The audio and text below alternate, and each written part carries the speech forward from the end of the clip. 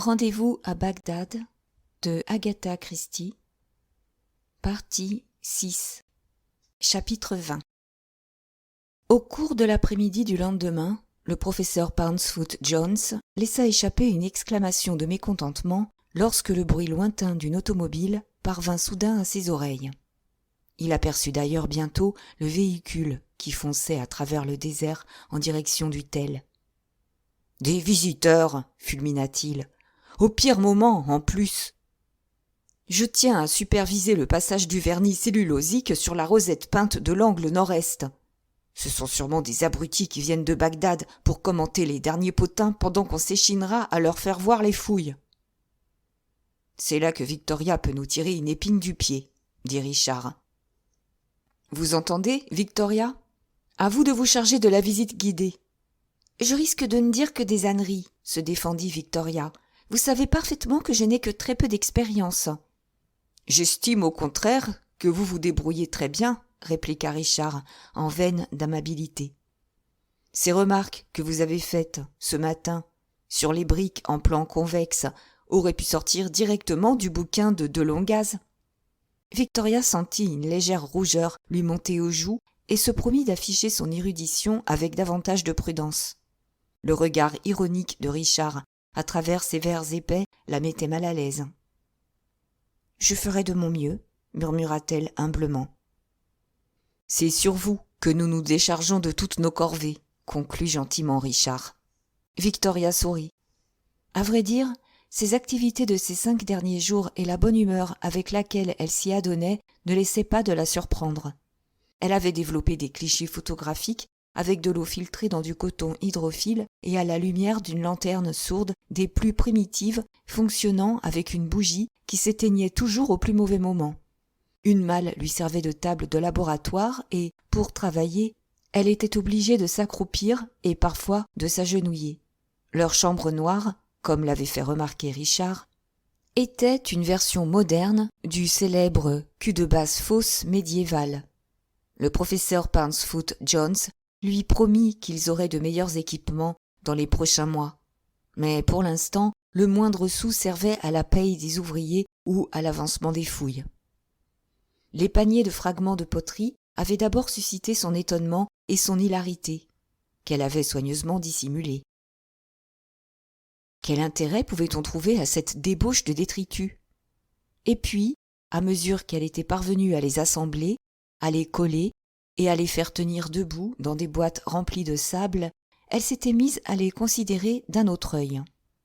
Elle avait appris à en reconnaître les formes et les types, et elle en était finalement venue à deviner à quoi avaient pu servir ces ustensiles vieux de quelque 3000 ans.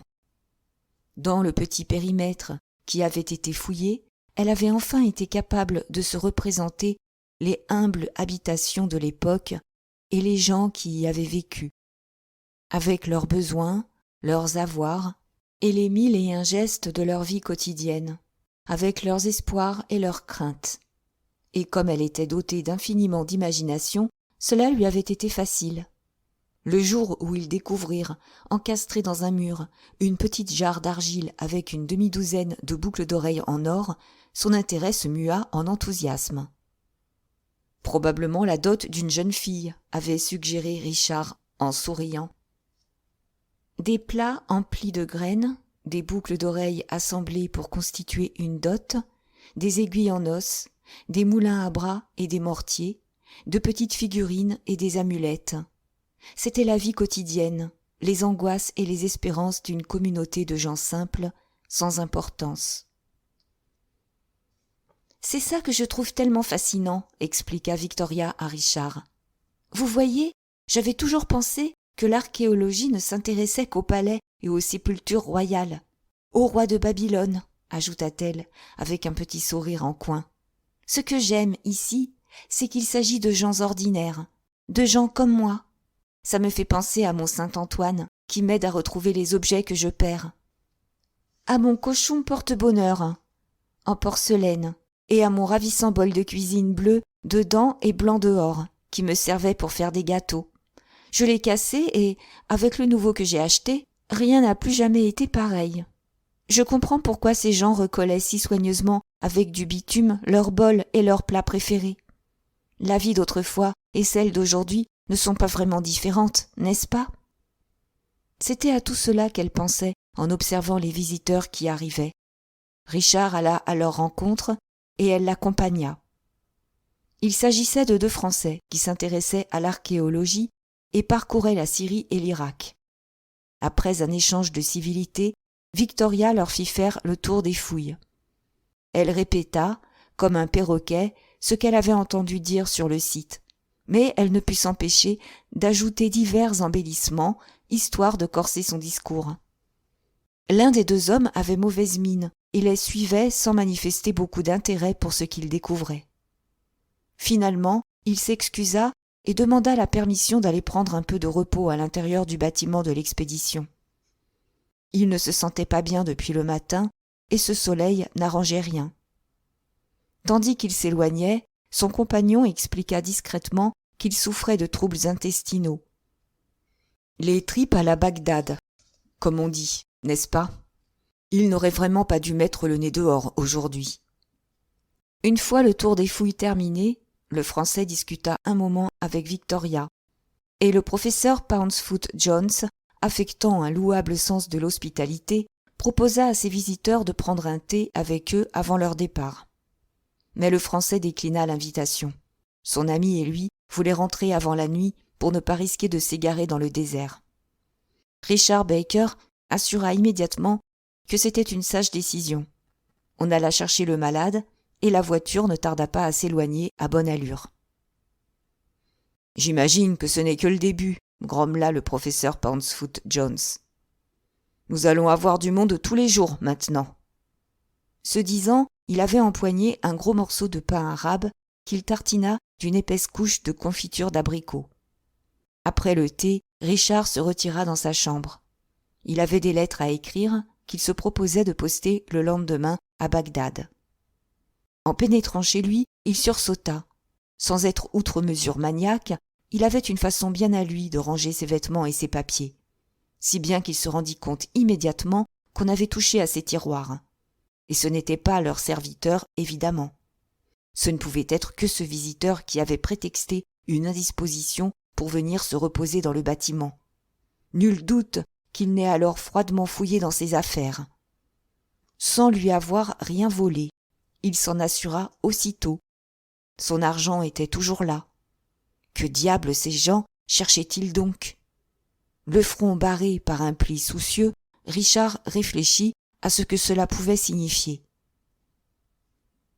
Il se précipita dans la chambre des antiquités et regarda dans le tiroir où étaient rangés les sceaux et leurs empreintes. Il constata, avec un sourire sardonique, que rien n'avait été touché ni volé. Il retourna alors dans la salle commune. Le professeur Pouncefoot Jones était sorti dans la cour avec leur contremaître. Victoria était seule, pelotonnée dans un fauteuil avec un livre. « Quelqu'un a fouillé ma chambre », annonça Richard sans préambule. Elle leva la tête, étonnée. « Pourquoi diable? Et qui? »« Ce n'est pas vous. »« Moi ?» répliqua-t-elle avec indignation. « Bien sûr que ce n'est pas moi. Qu'est-ce que j'irai chercher dans vos affaires ?» Il lui lança un regard à faire rentrer sous terre. Puis il reprit. « Alors, ça doit être ce satané étranger, celui qui a prétendu être malade et qui est venu se reposer ici, à l'intérieur. »« Il a volé quelque chose ? » ?»« Non, rien. »« Mais, au nom du ciel, pourquoi quelqu'un aurait-il… » Richard la coupa. « Je pensais que vous auriez au moins la réponse à ça. »« Moi ? » ?»« Après tout, s'il faut en croire les histoires que vous racontez, il vous en est arrivé de vertes et de pas mûres. »« Ah, ça. Oui, je pourrais difficilement prétendre le contraire. Mais, poursuivit-elle lentement, pourquoi aurait-on fouillé votre chambre? Vous n'avez rien à voir avec… » « Avec quoi ?» Perdue dans ses réflexions, elle ne répondit pas immédiatement. Puis elle murmura. « Pardonnez-moi, je pensais à autre chose. Vous disiez ?» Richard ne répéta pas sa question. Au lieu de quoi, il demanda. « Qu'est-ce que vous êtes en train de lire ?» Chez vous, le choix des romans n'est pas vaste, répondit Victoria en faisant la moue. Un conte de Deville, Orgueil et préjugés, et Le moulin sur la Flosse. J'ai commencé un conte de Deville. Vous ne l'aviez jamais lu? Jamais. J'ai toujours cru Dickens ennuyeux. Quelle idée! Et je m'aperçois qu'il est passionnant. Où en êtes-vous? Il lut par-dessus son épaule. Et les tricoteuses comptèrent un... Elle me fait vraiment peur, dit Victoria. Madame Defarge? Oui, c'est un personnage intéressant. Encore que je doute que l'on puisse tricoter une liste de noms. Mais, bien sûr, je ne suis pas un as du tricot. Bah, j'ai l'impression que ce n'est pas impossible, dit Victoria, réfléchissant à la question.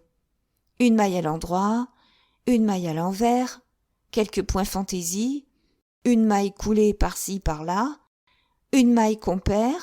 Oui, on devrait y arriver. En camouflant le tout, naturellement, de façon à faire croire qu'il s'agit du travail de quelqu'un qui se trompe parce qu'il ne sait pas tricoter. Et soudain, une image et un nom lui traversèrent l'esprit en un éclair. L'homme qui serrait dans sa main sa vieille écharpe rouge tricotée. L'écharpe qu'elle avait ramassée et jetée dans un tiroir. Et le nom, Defarge. Et non Lefarge, Defarge. Madame Defarge. Elle fut ramenée au présent par Richard, qui s'inquiétait courtoisement. « Ça ne va pas ?»« Si, je pensais juste à quelque chose. »« Je vois, » fit Richard, sourcils haussés et l'air plus pincé que jamais. Demain, ils allaient tous à Bagdad, songea Victoria. Demain, ce serait la fin de cette semaine de répit au cours de laquelle elle avait pu recouvrer ses esprits dans le calme et la sécurité. Elle avait vraiment pris plaisir à ces quelques jours de tranquillité. « Peut-être que je ne suis qu'une froussarde, » se dit-elle. « Oui, peut-être que c'est ça mon problème. » D'accord, elle avait toujours eu l'esprit aventureux, seulement, une fois dans le bain, elle n'avait guère apprécié les risques qui faisaient partie du jeu.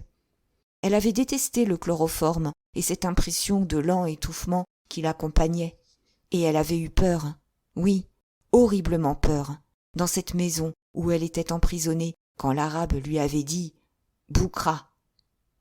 Et maintenant, tout allait recommencer, parce qu'elle était au service de Deikin et payée par Deikin, et qu'elle devait mériter sa paye et faire front avec courage.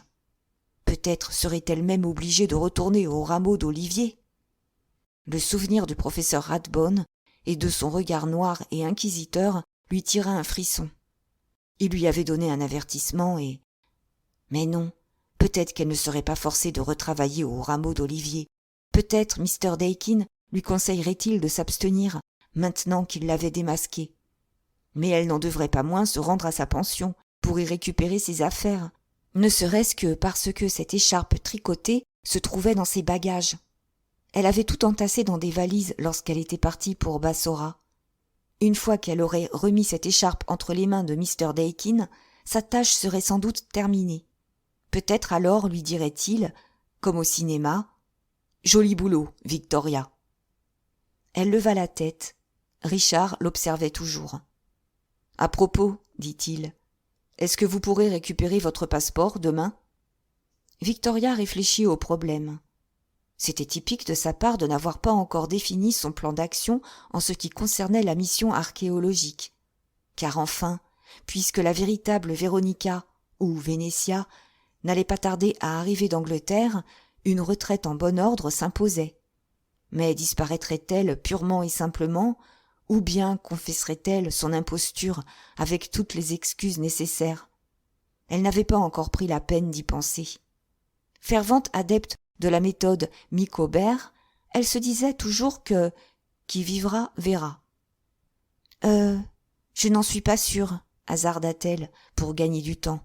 « Il est impératif que nous le remettions à la police du district », précisa Richard. « Ils en noteront le numéro, votre nom, votre âge, vos signes particuliers et tout le fourbi. Faute de passeport, il faudra en tout cas qu'on leur fournisse au moins votre nom et votre signalement. Au fait, Victoria, quel est votre nom de famille? Je ne vous ai jamais appelé autrement que Victoria. Victoria prit bravement la question en riant. « Allons, vous savez mon nom aussi bien que moi. »« Ce n'est pas tout à fait exact, » répliqua Richard, dont les lèvres se relevèrent sur un sourire qui ne manquait pas d'une légère cruauté. « En fait, votre nom, moi, je le connais. C'est vous, me semble-t-il, qui ne le savez pas. » Derrière ses lunettes, ses yeux la guettaient. « Il va de soi que je connais mon nom, » jappa Victoria. « En ce cas, je vous mets au défi de me le dire immédiatement. » La voix de Richard Baker s'était soudain faite cassante. « Ce n'est plus la peine de mentir, parce que la partie est terminée. Vous avez été très forte. Vous avez bien maîtrisé votre sujet. Vous avez ressorti des lambeaux d'informations très convaincants. Mais ça demeure pourtant un genre d'imposture qui ne peut pas s'éterniser. Je vous ai tendu des pièges dans lesquels vous êtes tombés. Je vous ai dit quelques énormités que vous avez prises pour argent comptant. » Il se tut un instant. Puis, « Vous n'êtes pas Vénétia Saville.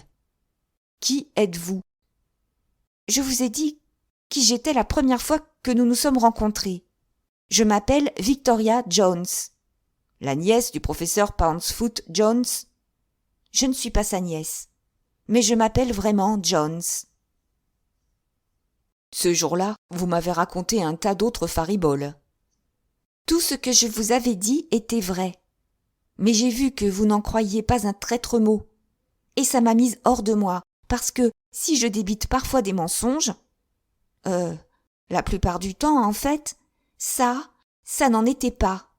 Alors, pour être plus crédible, j'ai rajouté que je m'appelais Pouncefoot Jones.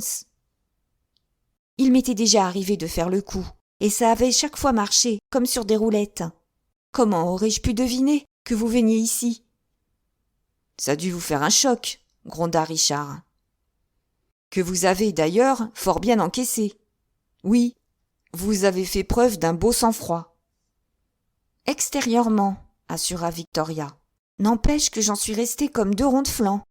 Mais je me suis quand même dit qu'après tout, si j'attendais d'être ici pour m'expliquer, eh bien je risquais de m'en sortir saine et sauve. »« Saine et sauve » murmura-t-il d'un ton méditatif. « Écoutez, Victoria, vous voulez dire que ce roman abracadabrant que vous m'avez servi était vrai ? » ?»« Bien sûr que c'était vrai. Je me tue à vous le répéter. Vous ne voyez pas que si j'avais voulu inventer de toutes pièces une histoire, elle aurait été bien meilleure et que je l'aurais mieux racontée ? Maintenant que j'ai un peu appris à vous connaître, j'avoue que cet argument est valable. Mais admettez qu'à première audition, rien de tout ça n'avait l'air de tenir sur ses pieds. Et maintenant, vous êtes prêt à y croire ? Pourquoi ? Parce que si, comme vous le prétendez, vous avez été mêlé à la mort de Carmichael, alors il doit y avoir du vrai dans ce que vous racontez, répondit lentement Richard. C'est même là que tout a commencé, murmura Victoria. Vous feriez mieux de vider votre sac. Elle le dévisagea. Je me demande si je peux avoir confiance en vous. N'inversez pas les rôles. Vous oubliez que, moi, de mon côté, je pourrais vous soupçonner d'être venu ici sous un faux nom pour me soutirer des informations. Et c'est peut-être très exactement ce que vous êtes en train de faire. Ce qui sous-entendrait que vous savez sur Carmichael des choses qu'ils aimeraient savoir, eux. Eux ? Qui sont-ils au juste ? Je crois qu'il va falloir que je vous explique tout par le menu, dit Victoria. Oui, il n'y a pas d'autre solution. De toute façon, si vous êtes dans leur camp, vous savez déjà tout ça, et, par conséquent, ça n'y changera rien. Elle lui parla alors de la nuit où Carmichael était mort, de son entretien avec Mr. Dakin, de son voyage à Bassora, de son travail au rameau d'olivier, de l'hostilité de Catherine, du professeur Rathbone et de ses menaces, et enfin du dénouement de l'affaire, et en particulier du mystère de sa décoloration. Mais elle n'évoqua ni l'écharpe de tricot rouge, ni la fameuse Madame Defarge. Le professeur Rathbone, médita Richard. Vous pensez qu'il serait mouillé dans cette affaire? Qu'il servirait de paravent à tout ça? Mais, ma chère, c'est un personnage très important. Il est mondialement connu. Il reçoit des soutiens financiers de tous les points du globe.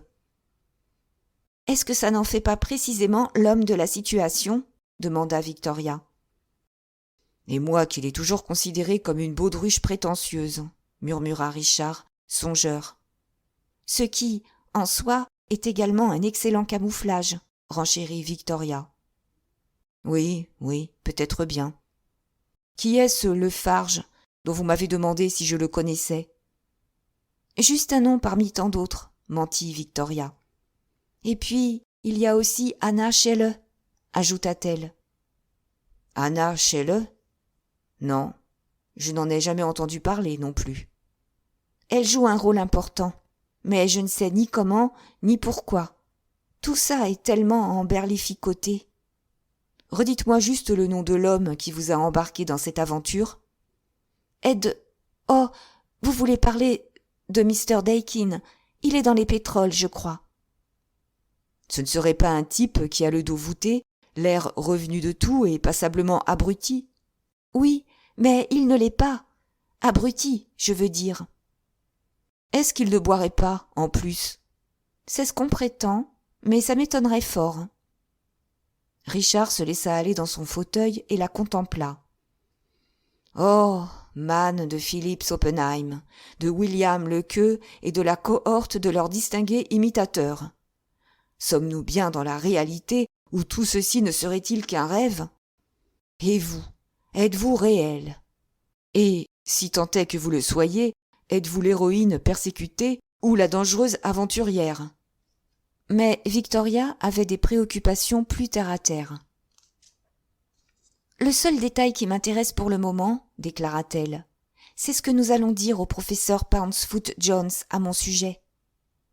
Rien, décréta Richard. Ce ne sera pas vraiment nécessaire. Chapitre 21. Ils se mirent en route pour Bagdad le lendemain aux aurores. Victoria se sentait la proie d'une étrange tristesse, et elle avait la gorge serrée quand elle jeta un dernier regard au camp. Mais bientôt les folles embardées de leur véhicule, cahotant d'ornières en nid de poule, l'empêchèrent de penser à autre chose qu'à la torture du moment. C'était étrange de se retrouver sur ce semblant de route et de croiser des ânes et des camions rouges de poussière. Il leur fallut presque 3 heures pour atteindre les faubourgs de Bagdad. Le chauffeur les laissa à l'hôtel Tio avant de repartir avec le cuisinier pour s'occuper des achats nécessaires à l'expédition. Un gros paquet de courriers attendait le professeur Pouncefoot Jones et Richard Baker. Marcus apparut tout à coup, massif et radieux comme à son ordinaire, et il accueillit Victoria avec sa gentillesse et son enthousiasme habituels. « Ah !» s'exclama-t-il, « se faire longtemps que je ne vous avoir pas vu. Vous ne plus venir dans mon hôtel. Pendant 1 semaine, 2 semaines. Qu'est-ce que ça signifiait? Vous déjeunez ici aujourd'hui? Vous avoir tout ce que vous désirez. Les petits coquelets, le gros steak, mais pas la dinde ni la farce très spéciale avec des condiments et du riz, parce que pour ça, il falloir me prévenir la veille. » Manifestement, à l'hôtel Tio, personne n'était au courant de l'enlèvement de Victoria. Peut-être qu'Edward, sur le conseil de Mr. Dakin, n'avait pas prévenu la police. « Savez-vous si Mr. Dakin est à Bagdad, Marcus ?» demanda Victoria. « Mr. Dakin? Ah oui, quel homme charmant. Bien sûr, c'est un de vos amis. Nous l'avoir vu hier. Non, avant-hier. Et le capitaine Crosby, vous le connaître? C'est un collègue de Mr. Dakin. Il arrivait aujourd'hui de Kermanshah. »« Vous avez l'adresse du bureau de Mr. Dakin? »« Bien sûr. Tout le monde savoir où se trouvait l'Iraqi Iranian Oil Company. »« Eh bien, il faut que j'y aille. En taxi. Mais je tiens à être sûr que le chauffeur ne se perdra pas en route. »« Je le lui expliquai moi-même, » promit obligeamment Marcus. Il l'accompagna jusque dans le hall et se mit à hurler comme il en avait l'habitude. Un éphèbe terrorisé arriva en courant. Marcus lui ordonna d'appeler un taxi. Quelques instants plus tard, le propriétaire de l'hôtel Tio escortait Victoria jusqu'au taxi et faisait la leçon au conducteur. Comme il reculait en agitant la main, Victoria lui demanda encore « Et il me faudrait une chambre, c'est possible ?»« Oui, oui, je vous donnais belle chambre, et je vais vous faire préparer le gros steak. Et ce soir, très spécialement, vous avoir caviar. Avant ça, nous boire un verre ensemble. »« Merveilleux, dit-elle. Oh, Marcus, vous ne pourriez pas me prêter un peu d'argent ? » ?»« Bien sûr, ma chère, voici, vous prendre ce qu'il vous faut. » Le taxi donna un violent coup de klaxon et démarra en trombe. Victoria se retrouva plaquée contre le dossier de son siège avec, à la main, tout un assortiment de pièces et de billets. 5 minutes plus tard, elle pénétrait dans les locaux de l'Iraqi Iranian Oil et demandait à voir Mr. Dakin. Celui-ci écrivait lorsque Victoria fut introduite dans son bureau. Il se leva et lui serra cérémonieusement la main. « Miss, Jones, n'est-ce pas ? Apporte-nous du café, Abdullah. » Mais la porte ne se fut pas plutôt refermée sur l'employé que Mr. Dakin changea de ton. « Vous n'auriez vraiment pas dû venir ici, vous savez. »« Cette fois, il le fallait, » s'insurgea-t-elle. « Il y a tout un tas de choses qu'il faut que je vous confie tout de suite, avant qu'il ne m'arrive d'autres mésaventures. »« D'autres mésaventures ? Pourquoi ? Il vous est arrivé des malheurs ? » ?»« Vous n'êtes pas au courant ? Edward ne vous a donc rien dit ? » ?»« Pour autant que je sache, vous êtes toujours assidu au rameau d'olivier. Personne ne m'a parlé de rien. »« Catherine !» s'exclama Victoria. « Je vous demande pardon ? » ?»« C'est cette fichue Catherine. Je parie qu'elle a encore embobiné Edward avec je ne sais quelle salade et que cet empoté l'a cru. »« Eh bien, racontez-moi tout ça, » fit Mr. Dakin. « Si vous me permettez, je... » Ses yeux s'étaient posés un instant sur les cheveux blonds de Victoria. « Je vous préfère en brune. »« Ça, ce n'est qu'une broutille, parmi tout ce par quoi il m'a fallu passer, » éluda Victoria. On frappa à la porte. C'était le coursier qui revenait avec 2 petites tasses de café très sucré. Lorsqu'il se fut éclipsé, Mr. Dakin murmura « Maintenant, prenez votre temps et dites-moi tout. Personne ne nous entendra ici. » Victoria se lança donc dans le récit de ce qu'elle avait vécu ces derniers jours. Comme toujours lorsqu'elle parlait avec Mr. Dakin, elle se montra claire et concise. Elle termina avec l'écharpe rouge de Carmichael et la Madame Defarge de Dickens. Puis elle posa sur Mr. Dakin un œil inquiet. Quand elle était rentrée, il lui avait semblé encore plus las et revenu de tout qu'il ne paraissait d'habitude. Mais à présent, ses yeux brillaient d'un éclat nouveau. « Je devrais lire Dickens plus souvent, » souffla-t-il.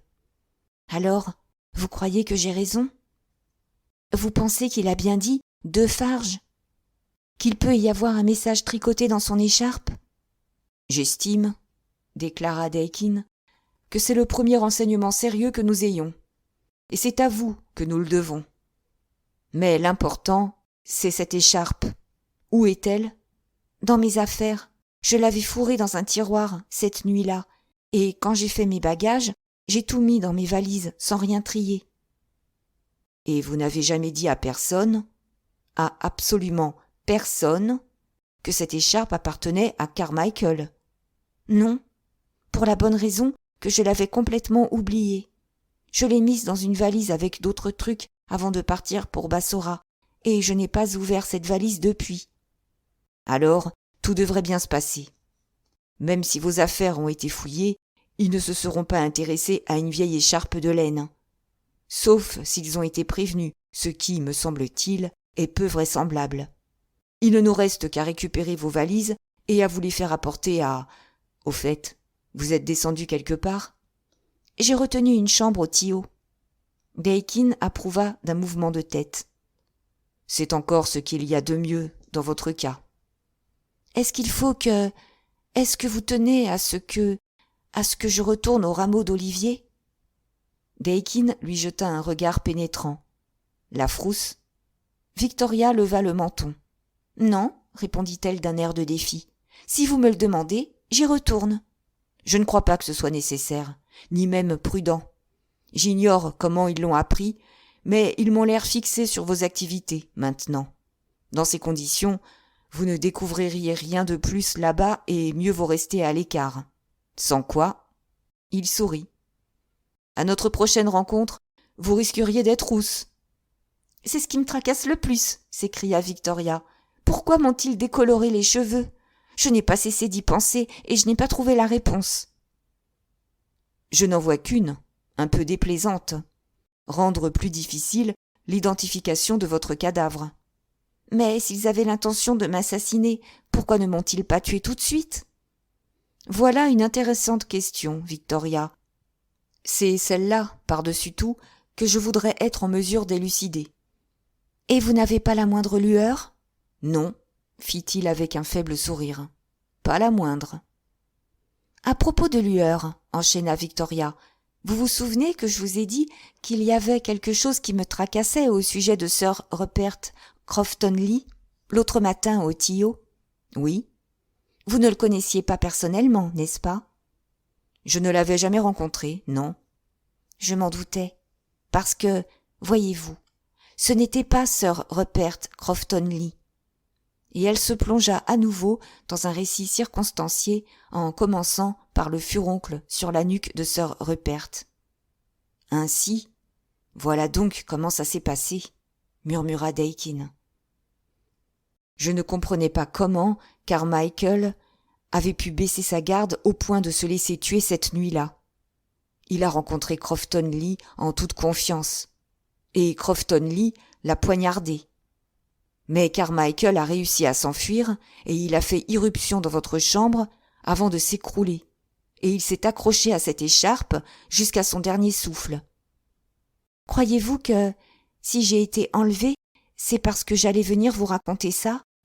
Mais personne n'était au courant, à part Edward.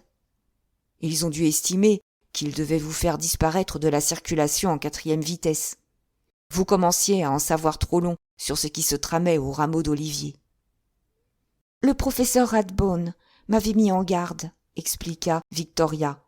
En fait, c'était davantage une menace qu'un avertissement.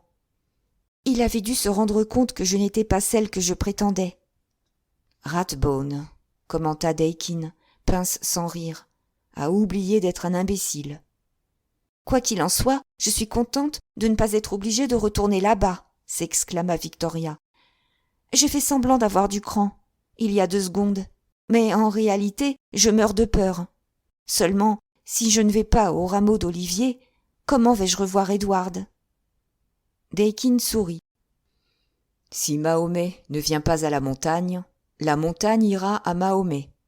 Écrivez-lui un mot tout de suite. Dites-lui simplement que vous êtes au Tio et demandez-lui d'aller récupérer vos affaires et de vous les apporter à l'hôtel. Ce matin, je rendrai visite au professeur Radbone à propos de l'une de ses prochaines réunions. Il me sera facile de glisser votre mot à son secrétaire. Et vous pouvez donc être sûr que votre ennemie Catherine ne l'interceptera pas. Quant à vous, rentrez au Tio et attendez. Et Victoria. Oui? Si vous vous trouvez dans une situation difficile, quelle qu'elle soit, tâchez de vous en tirer en ne pensant qu'à vous. Nous veillerons sur vous autant que faire se pourra, mais vos ennemis sont puissants et, hélas, vous en savez beaucoup trop sur leur compte. À partir du moment où vos affaires seront à l'hôtel Tio, vous n'aurez plus la moindre obligation envers moi.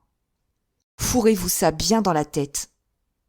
Je retourne directement au Tio, décréta Victoria. Je ne m'arrête en chemin que pour acheter poudre, rouge à lèvres et crème de jour. Après tout,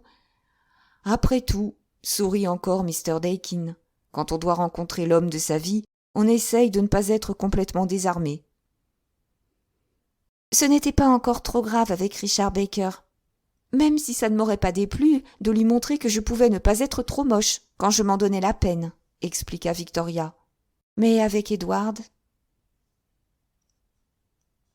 Chapitre 22. Cheveux blonds soigneusement coiffés, nez poudré et lèvres faites, Victoria s'installa sur le balcon du Tio et, une fois encore, joua le rôle d'une Juliette moderne attendant son Roméo. Et Roméo arriva en temps voulu. Il traversa la pelouse en regardant autour de lui. Edward, l'appela-t-elle. Il leva la tête. Oh, vous êtes là, Victoria. Montez, j'arrive. Un instant plus tard, il la rejoignait sur le balcon désert. C'est plus tranquille ici, dit Victoria. Nous redescendrons tout à l'heure boire un verre avec Marcus.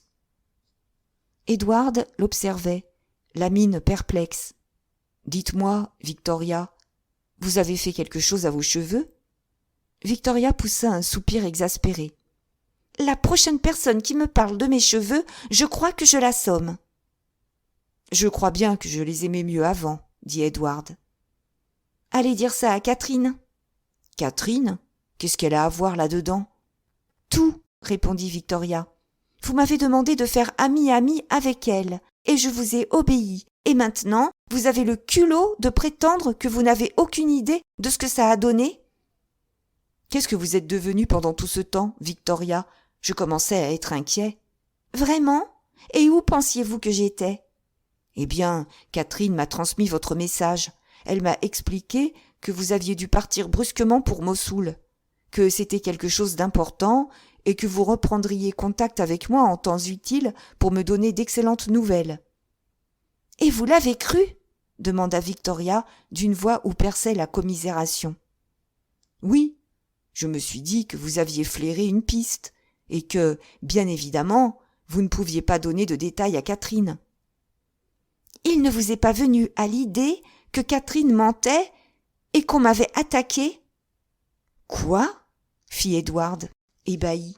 « Droguée, chloroformée, réduite à la famine. » Edward jeta autour de lui des regards inquiets.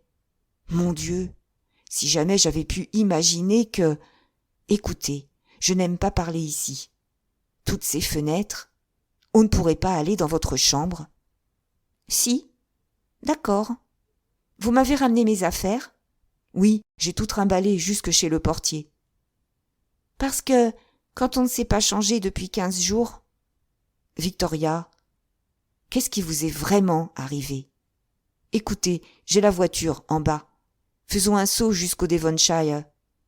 Vous n'y êtes jamais allé, n'est-ce pas ? » « Au Devonshire ? » répéta Victoria, étonnée. « Oh, c'est le nom d'un endroit, pas très loin de Bagdad. À cette saison, c'est ravissant. Venez, je ne vous ai pas eu à moi tout seul depuis des éternités. »« Pas depuis Babylone. Mais que va dire le professeur Radbone ? » ?»« Que le diable emporte le professeur Radbone. De toute façon, j'en ai plein le dos de ce vieux singe. » Ils dévalèrent l'escalier et coururent jusqu'à la voiture. Edward traversa Bagdad vers le sud par une large avenue qu'il quitta bientôt. Puis ils cahotèrent sur des pistes qui serpentaient à travers les palmeraies et franchirent plusieurs ponts au-dessus de canaux d'irrigation. Ils arrivèrent enfin à un petit bois parcouru de ruisseaux, paysage que l'on ne se serait pas attendu à découvrir en ces lieux. Amandiers et abricotiers étaient en fleurs. C'était idyllique. Pas bien loin, on apercevait le Tigre. Ils descendirent de voiture et, main dans la main, marchèrent parmi les arbres en fleurs. « C'est exquis !» s'exclama Victoria en s'emplissant les poumons. « On se croirait en Angleterre au printemps. » L'air était doux. Ils s'assirent sur un tronc renversé. Un dôme de fleurs roses se balançait au-dessus de leur tête.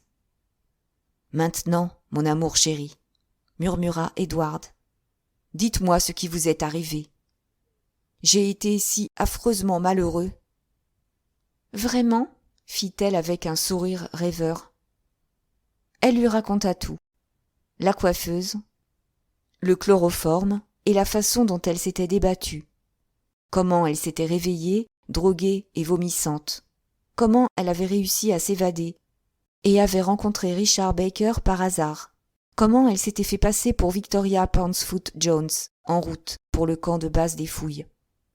Et comment elle avait réussi, comme par miracle, à jouer le rôle d'une étudiante en archéologie arrivant d'Angleterre. À ce moment de son récit, Edward éclata de rire. « Vous êtes merveilleuse, Victoria. Tous ces trucs qui vous passent par la tête, toutes vos inventions. »« Je sais, » dit Victoria. « Mes oncles, le professeur Pauncefoot Jones et, avant lui, l'évêque. » Comme elle prononçait ces derniers mots, elle se souvint brusquement de ce qu'elle avait voulu demander à Edward, à Bassora, juste au moment où Mrs. Clayton les avait appelés pour l'apéritif. « Il y a une question que je veux vous poser depuis pas mal de temps, dit-elle.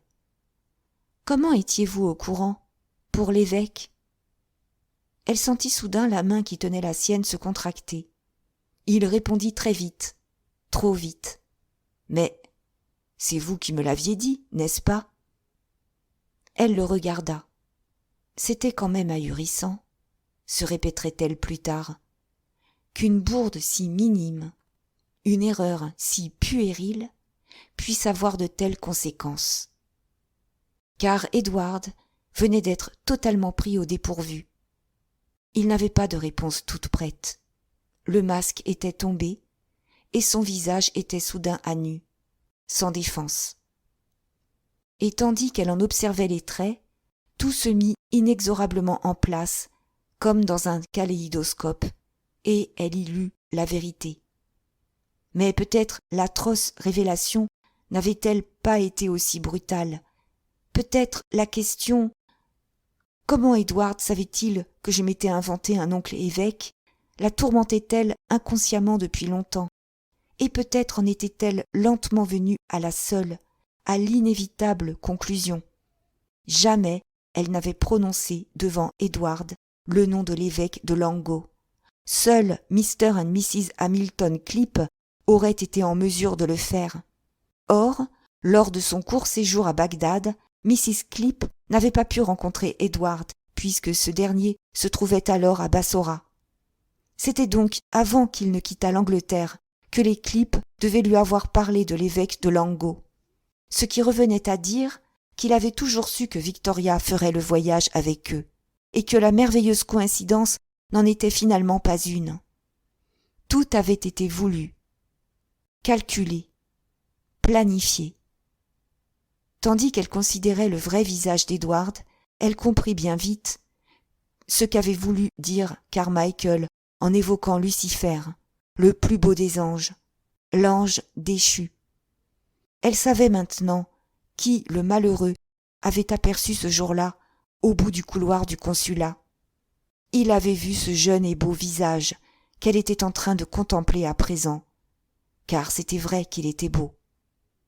Comment es-tu tombé du ciel, astre brillant, fils de l'aurore? Ce n'était pas le professeur Rathbone, c'était Edward. Edward qui jouait le rôle d'un sous-fifre, d'un simple petit secrétaire, mais qui en réalité contrôlait, régissait, dirigeait tout, qui utilisait le professeur Rathbone comme couverture, ce même Rathbone qui l'avait mis en garde, qui lui avait conseillé de disparaître pendant qu'il en était encore temps. Et tandis qu'elle observait ce beau, ce merveilleux visage diabolique, tout son amour un peu bélant d'adolescente attardée s'évanouit, et elle découvrit que ce qu'elle avait ressenti pour Edward n'avait en réalité rien à voir avec l'amour. C'était le genre de sentiment qu'elle avait éprouvé des années plus tôt pour Humphrey Bogart, et plus récemment pour le duc d'Édimbourg. Celui de la gourde fascinée par le miroir aux alouettes. Quant à Edward, il ne l'avait jamais aimée. Il l'avait froidement, sciemment séduite. Il l'avait, comme on dit vulgairement, levée ce jour-là en jouant si naturellement de son charme qu'elle lui était tombée dans les bras comme la dernière des oies blanches. Elle s'était fait avoir jusqu'au trognon. C'est fou la masse de réflexions qui peuvent vous passer par la tête en l'espace de quelques secondes, et ce, sans même que vous ayez besoin de faire un effort. Ça vient tout seul. C'est l'illumination totale, instantanée.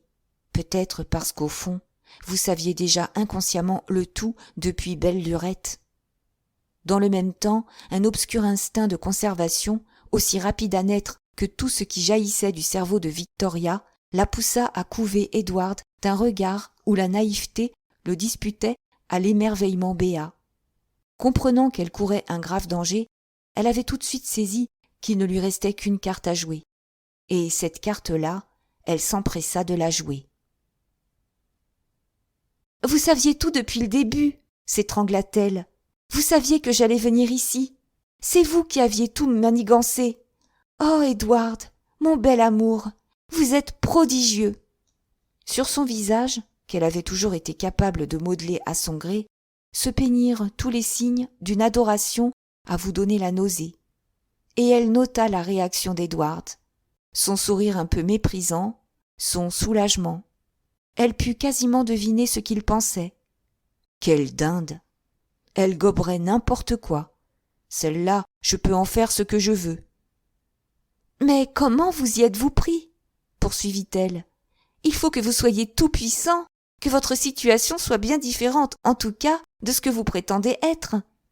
Vous êtes, comme vous disiez l'autre jour, un roi de Babylone. Elle vit l'orgueil lui illuminer le visage.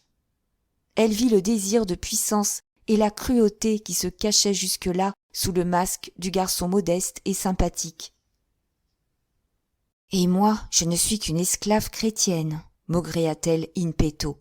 Puis, d'une voix apparemment brisée par l'inquiétude, et ce qui lui en coûta d'amour-propre, nul ne le saura jamais, elle ajouta la touche finale, la cerise sur le gâteau. « Mais quand vous me disiez que vous m'aimiez, vous étiez quand même sincère, n'est-ce pas ?» Il eut cette fois du mal à dissimuler son mépris. Cette espèce d'andouille. Toutes les mêmes, ces bonnes femmes. C'était si facile de leur faire croire qu'on était fou d'elles et rien d'autre ne comptait à leurs yeux. Elles n'avaient aucun grand dessein, aucune idée d'un monde nouveau. Elles se contentaient de soupirer après un peu d'amour. Elles n'étaient que des esclaves, et on pouvait les utiliser comme esclaves pour parvenir à ses fins.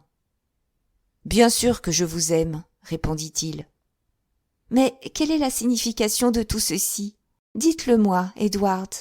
Aidez-moi à le comprendre. »« Je travaille à l'ébauche d'un monde nouveau, Victoria.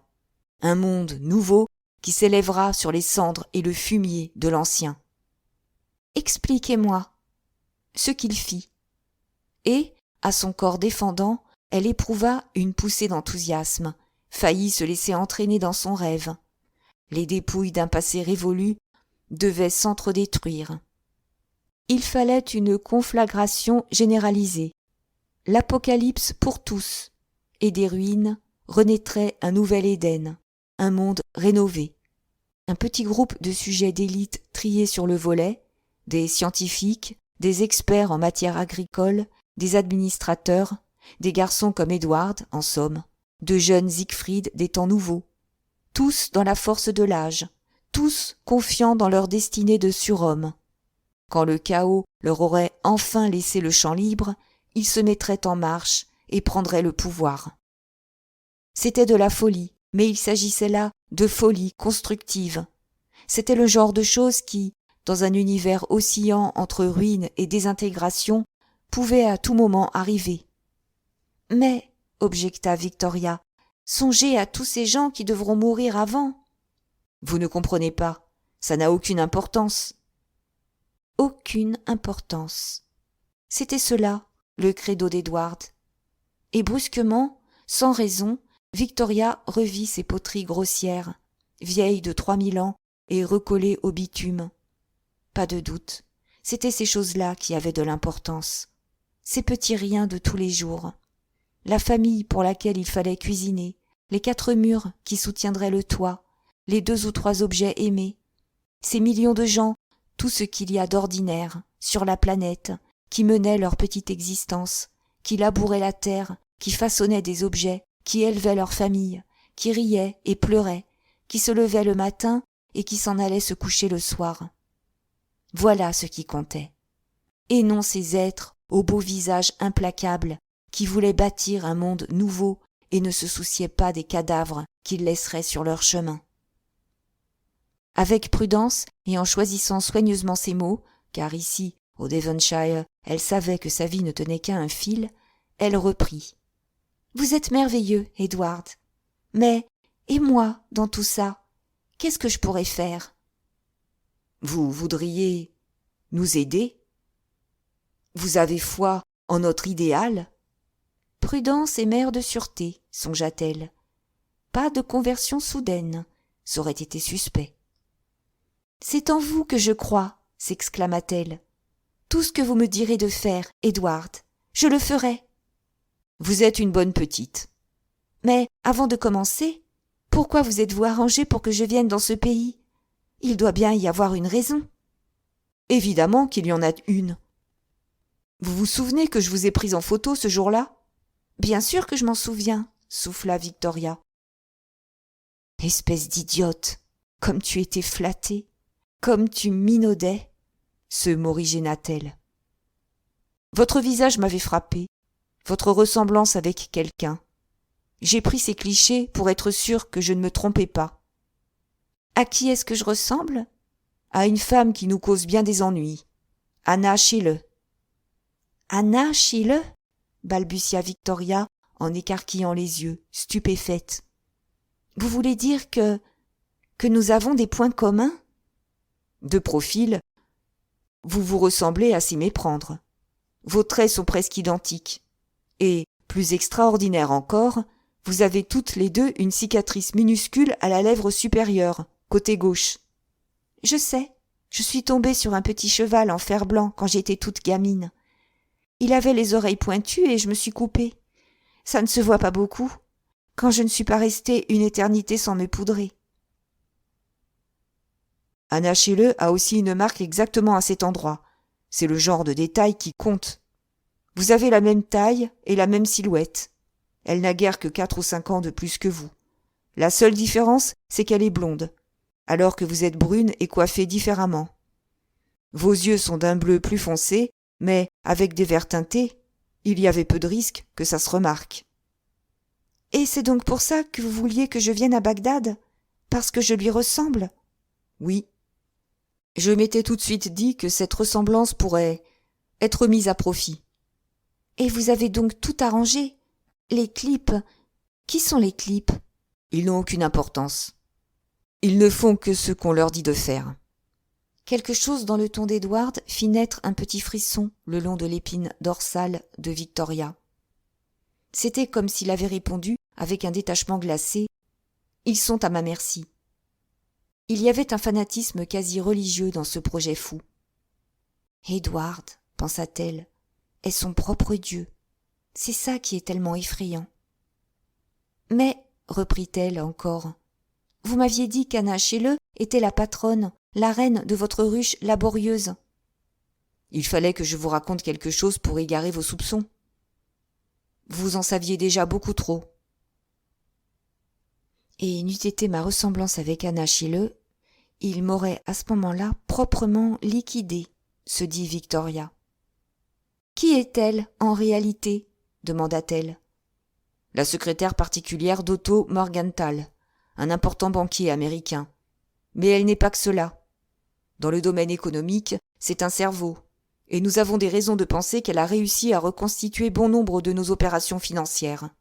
3 personnes ont représenté un danger pour nous. Rupert Crofton Lee, Carmichael, bon, ces 2-là ont été éliminés, et Anna Schille. Elle est attendue à Bagdad dans 3 jours. Mais pour le moment, elle a disparu. Disparu? Où ça? À Londres. Elle s'est volatilisée. Et personne ne sait où elle est?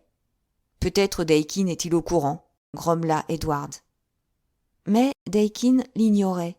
Victoria, sur ce point, était mieux renseignée qu'Edward. Qu'était donc devenue Anna Schille? Vous n'en avez vraiment pas la moindre idée? Demanda Victoria. Nous avons une idée, dit lentement Edward. Laquelle? Il est vital qu'Anna Schille soit à Bagdad pour la conférence. Laquelle, comme vous le savez, doit s'ouvrir dans 5 jours. C'est si proche que ça? Je ne m'en doutais pas.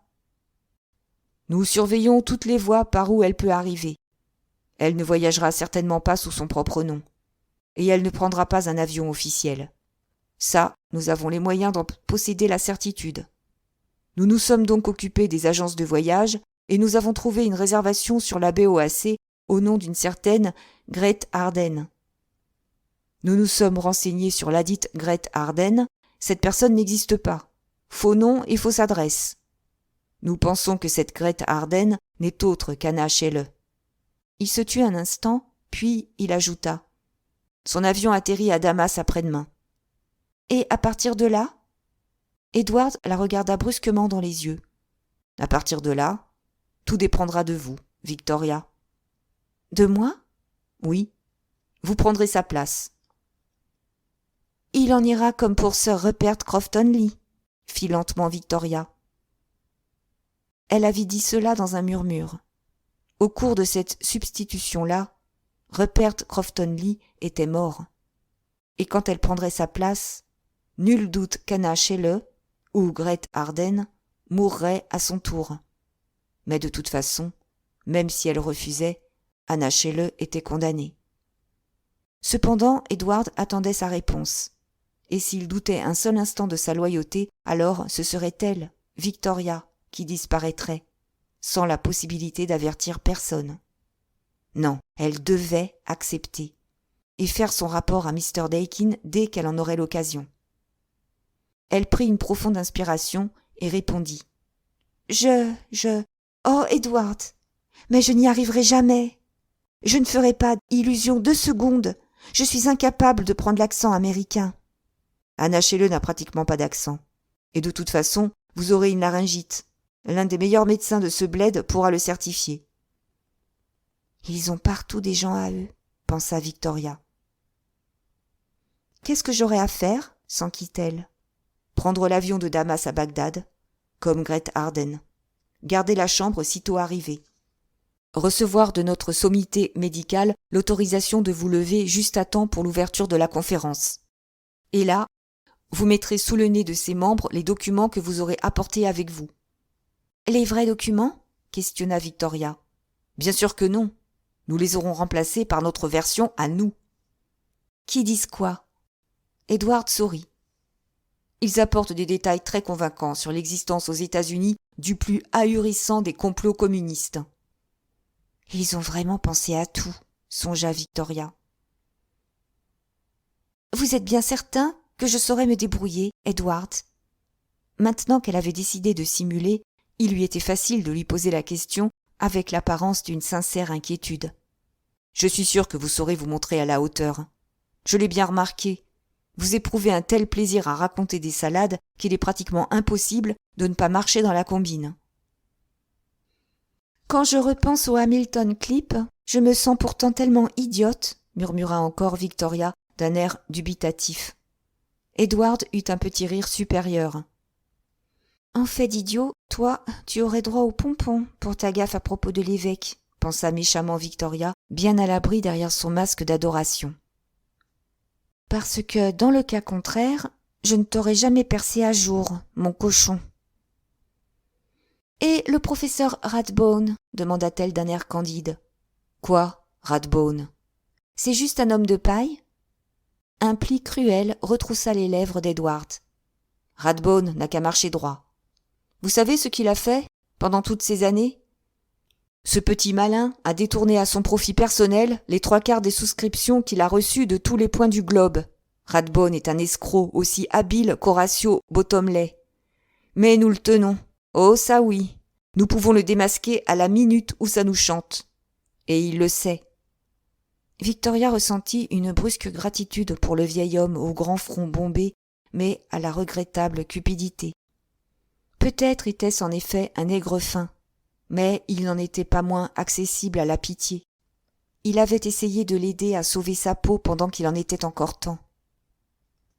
Tout cela milite pour l'avènement de notre ordre nouveau, commenta Edward. Edward a beau donner l'impression d'être quelqu'un de normal, songea Victoria. Au fond, c'est un démon. Peut-être que les gens qui se prennent pour Dieu le Père deviennent fous, et vice-versa. J'avais toujours entendu dire que l'humilité était une vertu cardinale. Mais je comprends maintenant pourquoi. L'humilité, c'est ce qui vous permet de rester sain d'esprit, de demeurer un être humain. Edward se leva. Il est temps de partir. Il faut qu'on vous emmène à Damas et que nos plans d'action sur place soient prêts pour après-demain. Victoria se leva à son tour avec empressement. Une fois qu'elle serait loin du Devonshire, de retour à Bagdad et à sa cohue, une fois qu'elle aurait retrouvé l'hôtel Tio avec Marcus qui criait, qui souriait, qui lui offrait des verres, Edward cesserait de représenter pour elle une menace. Là-bas, elle jouerait son double jeu tout à loisir, continuant à abuser Edward avec l'écœurante dévotion d'une chienne fidèle, mais contrant, un par un, ses plans en secret. « Vous croyez vraiment, reprit-elle, que Dakin sait où se trouve Anna Shelley ? Peut-être parviendrai-je à le découvrir. Il risque de laisser échapper des indices. » « Ça m'étonnerait. Et, en tout état de cause, vous ne verrez plus Dakin. »« Il m'a dit de passer le voir ce soir, » mentit Victoria, sentant repasser le frisson de la peur. « Si je ne me montre pas, il trouvera ça bizarre. » « Au point où nous en sommes, ce que votre Dakin peut bien penser n'a plus d'importance, » assura Edward. « Nos plans sont établis. Personne ne vous reverra plus à Bagdad. »« Mais, Edward, toutes mes affaires sont au Tio. J'y ai retenu une chambre. » « L'écharpe, la précieuse écharpe. »« Vous n'aurez pas besoin de vos affaires pendant un moment. J'ai prévu une tenue pour vous. Allez, venez. » Ils remontèrent en voiture. Elle aurait dû s'en douter.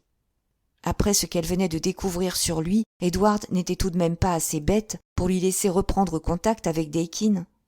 Même s'il était persuadé qu'elle était folle de lui, de cela elle était certaine, il ne tenait pas à courir de risques. « Est-ce qu'on ne va pas se lancer à ma recherche si je ne rentre pas ?» marmonna-t-elle. « Nous réglerons ça. Officiellement, vous me direz au revoir sur le pont et vous irez faire une visite à des amis à vous, sur la rive occidentale. » « Et en réalité ? » ?»« Qui vivra verra. » Victoria resta silencieuse, tandis que le véhicule, cahotant sur la piste en mauvais état, retraversait les palmeraies et franchissait en sens inverse les petits ponts qui enjambaient les canaux d'irrigation. « Le Farge, » murmura Edward. « J'aimerais bien savoir de quoi Carmichael a voulu parler. » Victoria sentit l'angoisse lui serrer le cœur. « Oh !» s'écria-t-elle. « J'ai oublié de vous le dire. Je n'étais pas sûre que ça présentait un quelconque intérêt. Un Lefarge est venu visiter les fouilles, un jour, au Tel Aswad. »« Quoi ?» Sous le coup de l'émotion, Edward cala presque son moteur. « Quand ça, au juste ?»« Oh, il y a une petite semaine. Il nous a dit qu'il venait d'un chantier de fouilles en Syrie. Celui de monsieur Parrott, si je ne m'abuse. » « Est-ce que 2 hommes sont passés là-bas pendant que vous y étiez ? André et Juvet ? » ?»« Bien sûr. L'un des 2 perdait tripes et boyaux. Il a dû aller s'allonger à l'intérieur. »« C'étaient 2 de nos hommes, » expliqua Edward. « Pourquoi sont-ils venus ? Ils étaient à ma recherche ? » ?»« Non, je n'avais pas la moindre idée de l'endroit où vous étiez. Mais Richard Baker s'est trouvé à Bassora en même temps que Carmichael. Nous avons donc pensé que Carmichael avait pu lui confier quelque chose. »« Il a dit qu'on avait fouillé ses affaires. Ils ont eu ce qu'ils cherchaient ? » ?»« Non. Maintenant, Victoria, faites très attention. Est-ce que ce Lefarge est venu avant les 2 hommes ou après ? » Victoria fit semblant de réfléchir à cette question, tandis qu'elle pensait aux actions à imputer au mythique Lefarge. « C'était... Oui, c'est ça. La veille du jour où les 2 autres sont passés. »« Qu'est-ce qu'il a fait ? » ?»« Eh bien, » répondit Victoria, « il s'est promené dans les fouilles avec le professeur Pansfoot Jones, puis Richard Baker l'a emmené dans le bâtiment pour lui montrer certaines pièces de notre chambre des antiquités. »« Il est entré dans le bâtiment avec Richard Baker ? Ils ont parlé ? » ?»« Je suppose que oui. Je veux dire, on ne peut pas regarder tout ça en restant absolument silencieux, n'est-ce pas ? » « Lefarge, » murmura Edward. « Qui est ce Lefarge ? Pourquoi n'avons-nous aucun renseignement sur lui ?» Victoria avait envie de lui dire « C'est le frère de Mrs. Harris », mais elle se retint. Elle n'était pas fâchée de ce Lefarge qu'elle venait d'inventer. Elle était capable de se le représenter avec précision maintenant. Un garçon mince, au teint maladif, avec des cheveux noirs et une fine moustache. Finalement, quand Edward le lui demanda, elle le lui décrivit dans les moindres détails. Ils traversaient à présent les faubourgs de Bagdad. Edward tourna dans une petite rue bordée de villas modernes d'un style pseudo-européen, avec un balcon et un jardin. Une grosse voiture de tourisme était garée devant l'une d'elles. Edward se rangea juste derrière. Victoria et lui gravirent le perron et sonnèrent à la porte. Une petite femme au teint sombre vint leur ouvrir, et Edward se mit à discuter avec elle dans un français rapide.